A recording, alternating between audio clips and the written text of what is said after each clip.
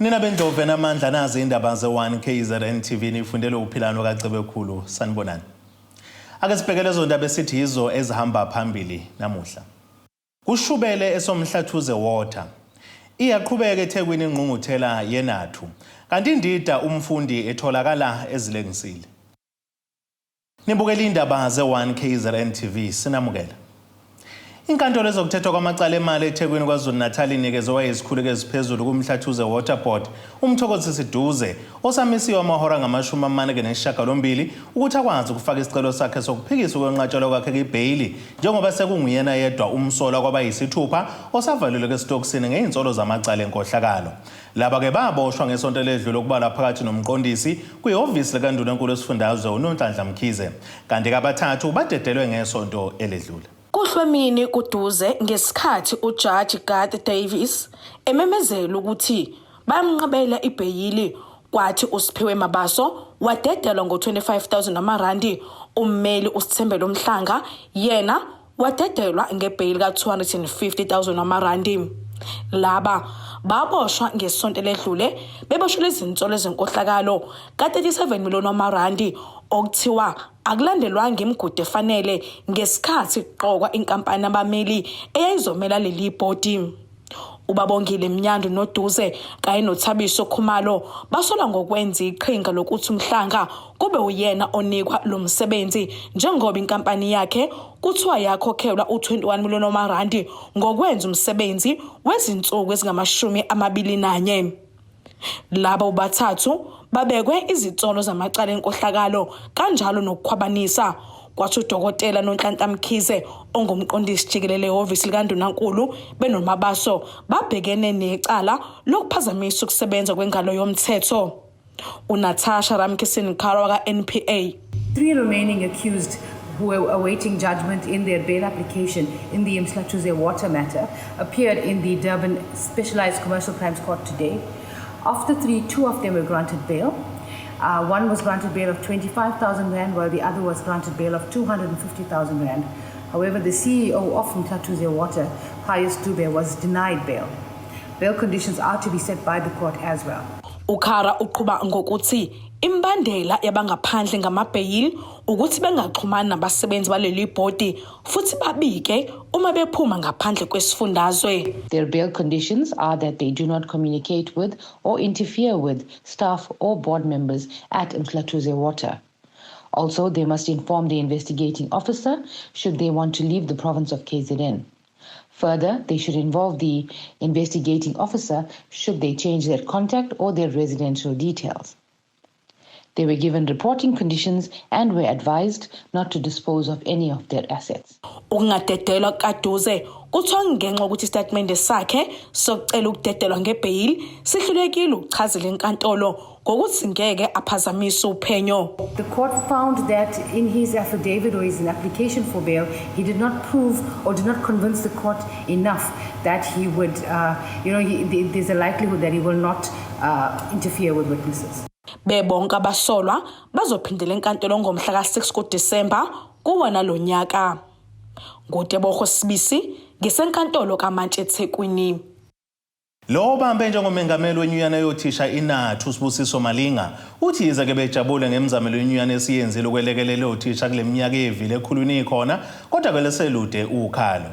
Uthi bazosebenzisa ukuhlala kwale nkonzo yokukhetha ubuholo obusha ukudingida ezinye zezinto eziseyinkinga njengongaqashwa kothisha isimo sezikole zakuleli amaholo abo nokunye okuningi. uMalinga usho kanjena ke ekhuluma ke neziko lezindaba ngesikhathi kuqhubeka le nkonzo ebanjelwe Olive Convention Center eThekwini. Iqala ngegiye eliphezulu inkonzo yokukhetha ubuholo obusha benyunyana yothisha kuleli iNATU ebanjelwe eThekwini. Kuzokhumuleka ukuthi le nyunyana isala engenayo umengameli ngemuva kokudlula emhlabeni kube ngumengameli wayo uAlan Thompson ngonyaka owedlule.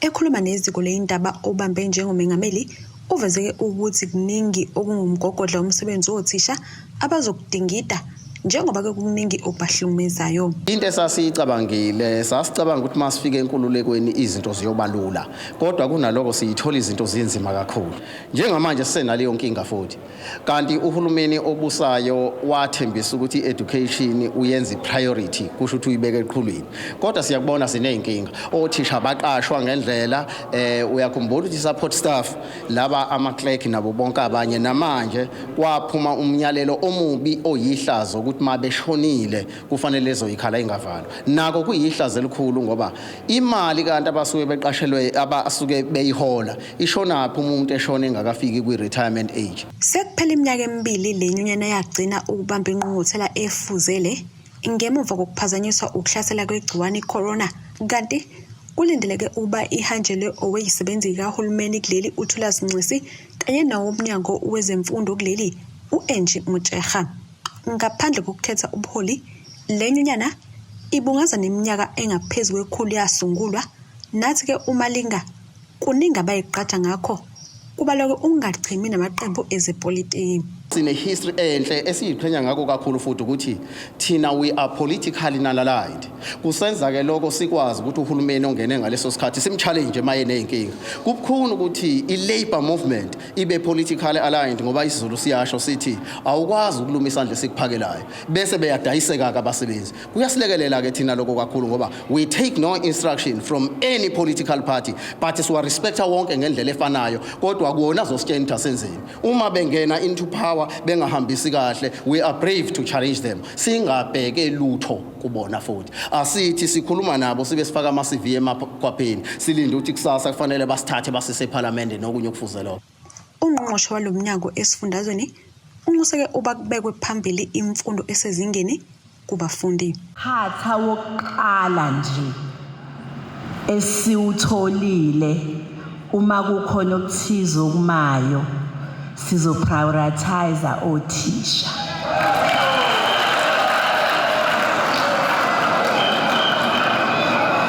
Kodwa so kusho ukuthi imbobo yokuqala esizoqala ukuthi sivale sino HOD ne department yonke yileyo ukuthi sibone ukuthi at least bakhona othisha bazoqasheka. Notwithstanding these challenges, our learners must not be deprived of quality education.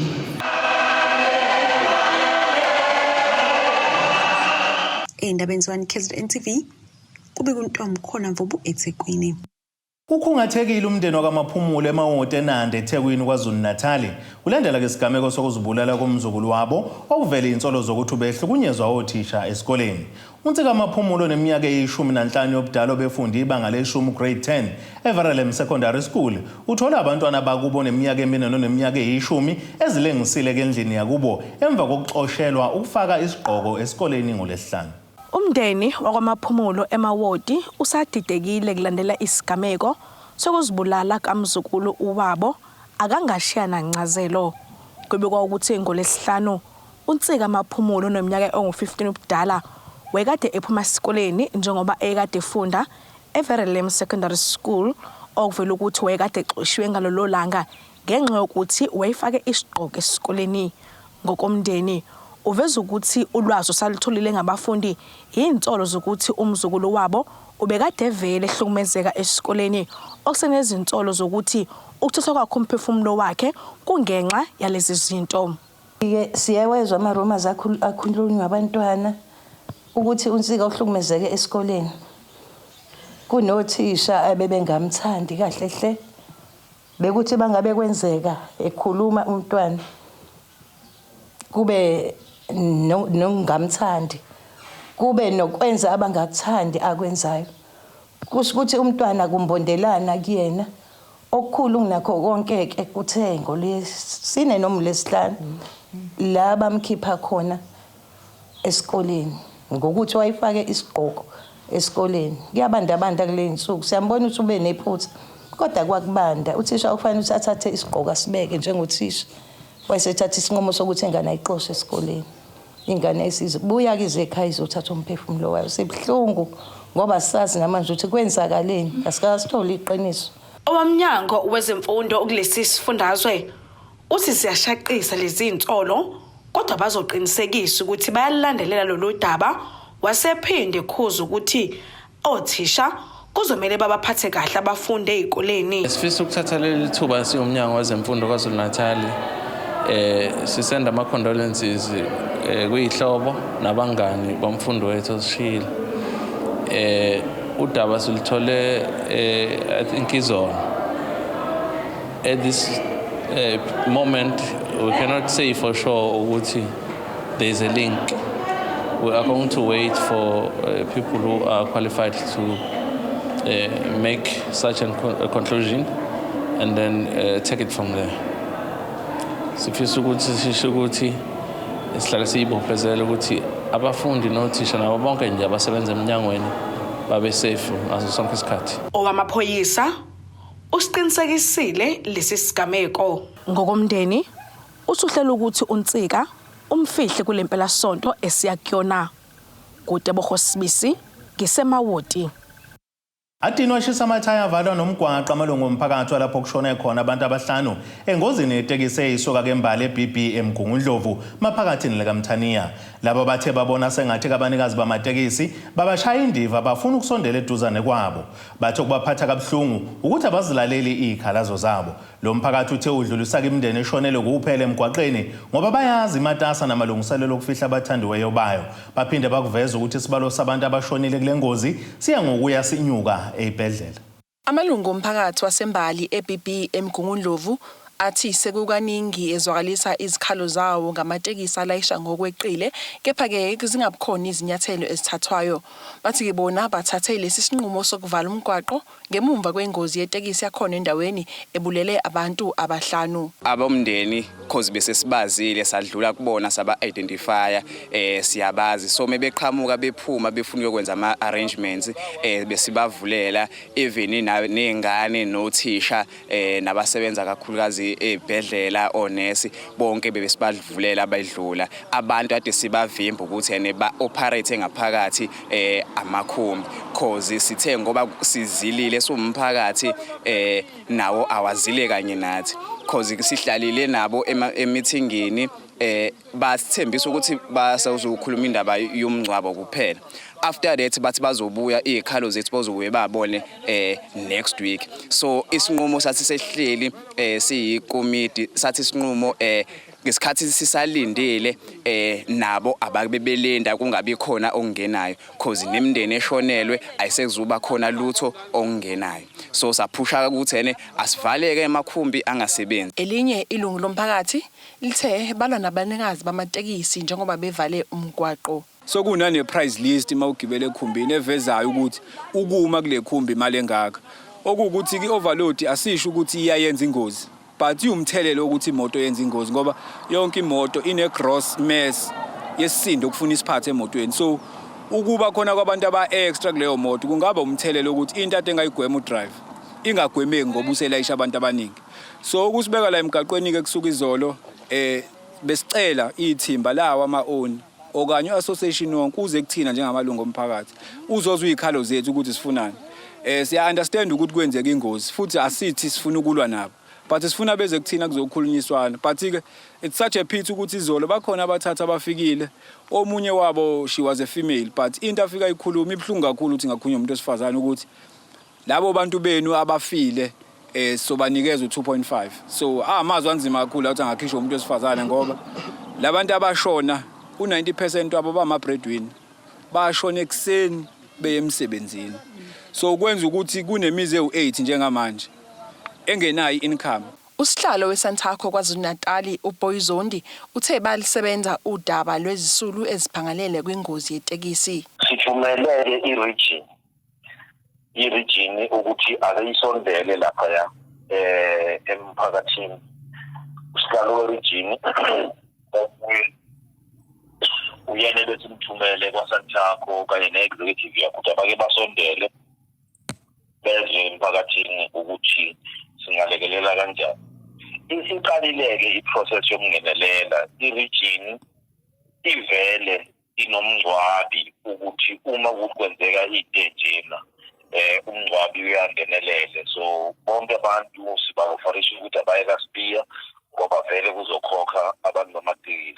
Kanti kubikwa ukuthi zikhuphukile izibalo zabantu asebeshonile kepha kusalindwe iziphathimandla ukuba ziqinisekise.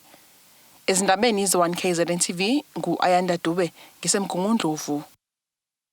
Ake sithi shelele itolo siyabuya mbukeli nezinye zeindaba zethu.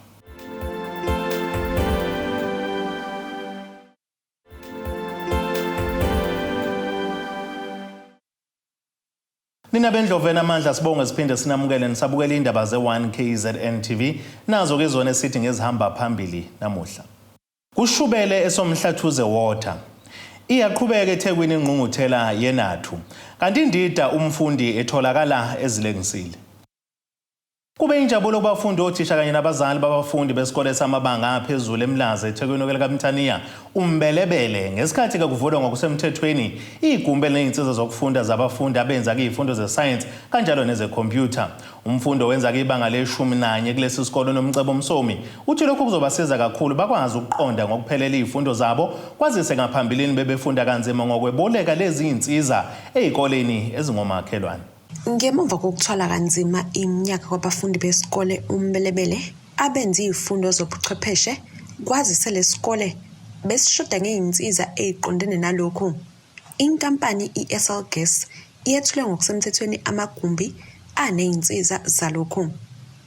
Omunye wabafundi uthi ke bebephila ngokubolekwa izikole ezingomakhelwane. Before sibe nale equipment besinenkinga yokuthi sometimes if usenza ama practicals besingenazo mhlawumbe izinsiza zokuthi sisebenzise zona, and othisha bethu bekumele ukuthi bahambe bayoboleka ngaphandle kwezinye izikole. Ngezinye izikhathi sithi soboleka ngaphandle kwezinye izikole uthola ukuthi lezo izikole futhi benza ama experiments afana nawethu. So ngalesi sikhathi ngesikwazi ukuthola ukuthi sisebenzise lezo izinto lezo.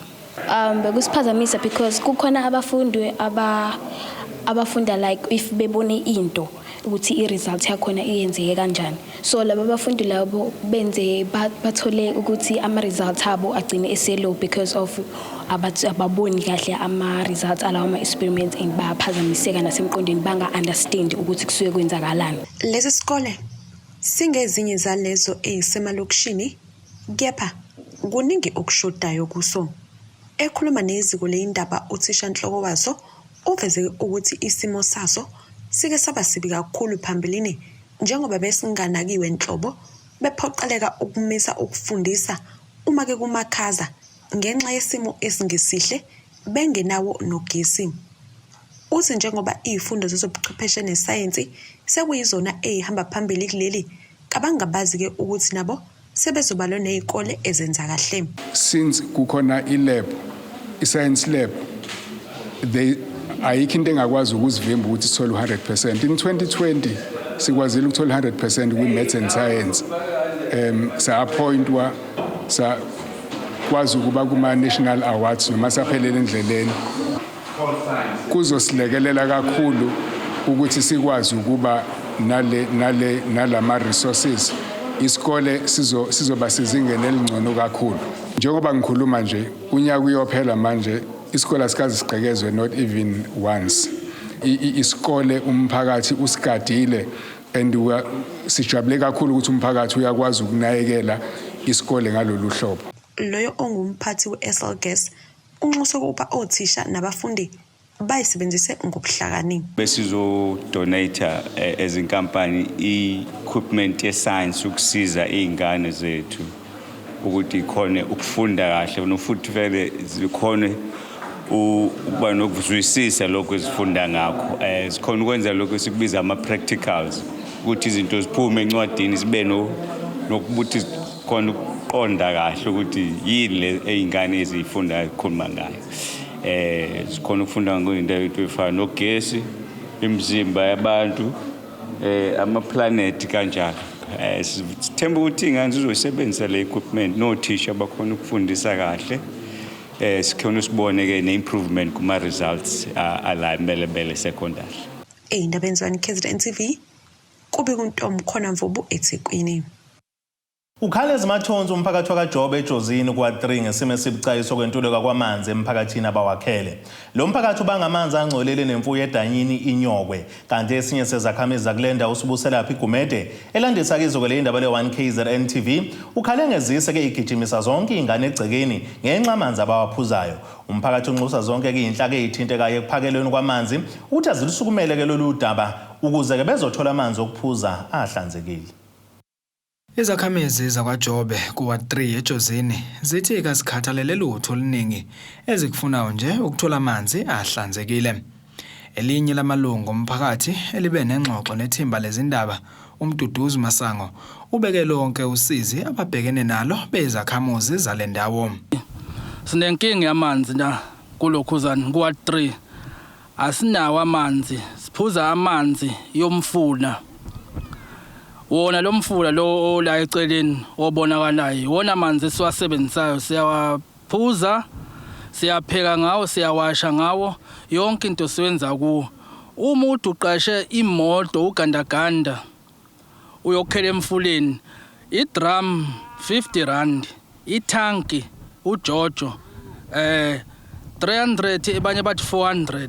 So uma unganawo leyo mali leyo shothi awukwazi ukuwasha awukwazi ukupheka awukwazi kwenza lutho. Siyazi sonke ukuthi amanzi omgogodlo wempilo yomuntu. Usibuselaphi Gumede uveze ubuhlungu bokuphuza amanzi okufela kuwo izinkomo ngoba kungekho la bengaphinde bewathathe khona. uGumede ukhale nangezisu ezigijimisa wonke umuntu ngenxa yalamanzi. Siphuza nazo lezi inkomo khona la inyokwe. Nazo ziyaphuza lethi siyaphuza zife ifele khona la inyokwe. Siphuze nazo zona lezi impethu zazo lezi la amanzi yakhona. Ngoba naka nje amanzi ngiyongakha njena ngiyokhela ukuthi ngibilise. Uma sabilile ke lenzikisa la phansi ke abaseba mhlopheke ngibe sengikhela ingane ukuthi iphuze yebo nazo ingane ziyagula ngoba wonke umuntu ekhaya uphethe izisu nje sikhala ngazo. Nokuba ngcono ngabavele basiyekela wona lo gesi basilethela amanzi oba uphile ngaphandle kwamanzi into oqala nje ophila ngayo kumanje asazi sothi wayebani usabela ubani wakuphi kodwa kushaya isikhathi basixanxa bathi asambe siyovota basinikeza intuthuko ayikho le ntuthuko basinikeza yona thina nje lapha sasikhalela amanzi nje ngoba kuqhamukina layo mavatrikani sizobathi nawana kodwa siwaboni. Esinye sezakhamuzi zasehluhluwe ngaphansi kwawubela umkhanya kude ukhale isililo esifanayo nesasejozini. Sinenkinga yesimo sesomiso samanzi esibhekene naso la kwaMduki kahle umkhanya kude wonkana kodwa kuyengxenye nje ngizona amanzi awaphuma kukho nalawo sikaze siwabanga nembongolo ke nenguluphi angaza sezumphakathi siyacela ukuthi nileli thimba nisele lapha emkhanya kude sifuna impendulo zokuthi kahle kumele senze njani ngoba phela sesisithi isikhathi sibekezele bathi umphathi sithi mhlambe bazokwenza kancanyana kodwa sibone emehluko. Kanti imizamo yokuthola umasipala umkhanya kude kushaya isikhathi sokuya emoyeni ingakaphumeleli. Ezindabeni za1KZNTV ngingumqondisi Miyeni ngibika ngwaJobe eJozini. Kwezingena manje ke sithola udaba oluthi ayikaziwa namanje imbangelo yokudutshulwa kubulawa ke ngembululu yesihlamvu uRegingema obengameleke ezokuxhumana ngaphansi ke kwamasipala umlalazi enyakatho nelikaMthaniya. Ungema kubikwa ukuthi ke uhlaselwe izolo engasekolishi lesikhungo semfundo ephakeme uMfolozi TVET eshowe ngesikhathi ke zehora lesikhombisa kusihlwa esemotweni yakhe. Udlule emhlabeni nje ubesanda ke kuqokelwa kuso lesi sikhundla sezokuxhumana kumasipala wasemlalazi. Umndeni ke uthi ke usashaqekile namanje ngalesi sigameko. Ethuke kakhulu ngalento eyenzekile la emndenini wakwengema ngoba nangamanje njena akukamukeleki kahle impela nje njoba nje sifikile iyo lento esizwile ngaye uRichilo mfowethu so njengamanje nje sisakhungetheke kakhulu ngoba nje sisahlanganisa nenkulumo silungisela amalungiselelo wokufihla yonke lento lena bona ngakho nje akukavumi lutho. Ukushona kukaNgema kuzoshiya ke isikhulu isikhale emndenini njengoba ke shiye abantwana bakhe abaningi abazosala bengenababa. Kusa isimo njengazuthi iphupho and okubhlungu kakhulu is the fact that I know ukuthi mina mntanakhe bekuyena umdala who is expected ukuthi ngihleze ngizama ukuthi ngithi ngigcina mina nama-siblings ami sine-relationship at all times.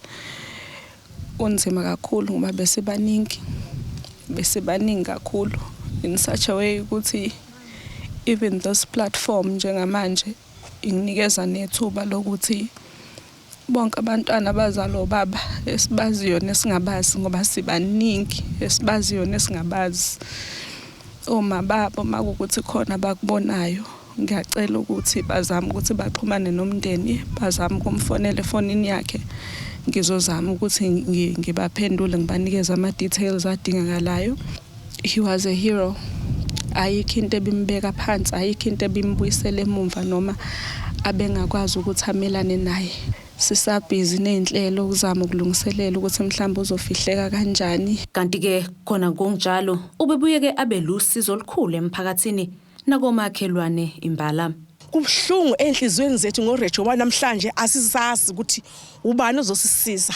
Uma sikhala emakhayeni ethu ubani ozogijima azosilekelela uma kuthiwa nakho khona okwenzakalayo ngoba bebegijima kuqala uReji efika esilekelela.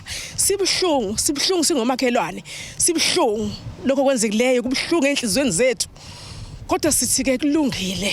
Nakuyo lowo owenzile liyeza isondo kuthiwa liyajikajika kuyeza nakuyena. Simfisela okuhle kodwa siyazi kodwa ukuthi akhoqile ikhothe emhlane. Lezi izindaba zo1KZNTV, mina ngingoSamukeliso Ngqulunga, ngibika-ke ngisehemfane eMlalazi. Ake sithi shelele itoro siyabuya futhi mbukele nezinye zeindaba zethu.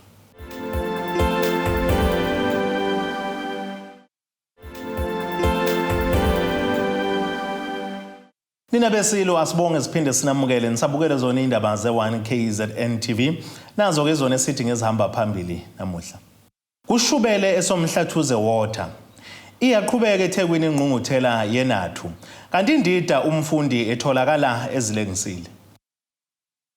Ake sibheke engosini yezomnotho. Iranda kuleli libiza u17.34 kuyidola laseMelika libe ngu19.94 kupondo waseBrithani libe ngu17.17 kueuro yaseEurope. Intengo yegolide eme $1,698.63 ounce kuthi intengo yoilo ngahluziwe yona be $92.83 umphongolo. Ake sibheke engosini yezemidlalo.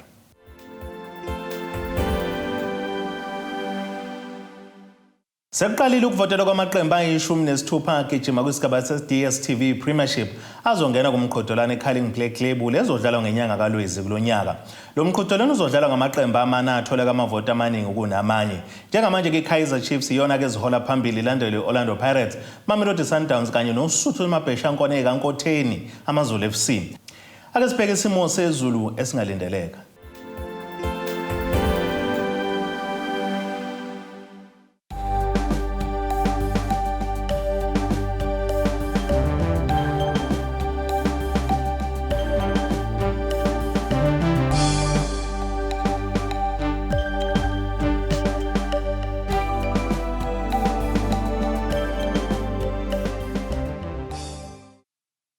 Nina bakampondo zamile nje ukube zamile enkomeni sasokwakha amagudu okubhemela ziyaguqa la kuze kube ngokuzayo.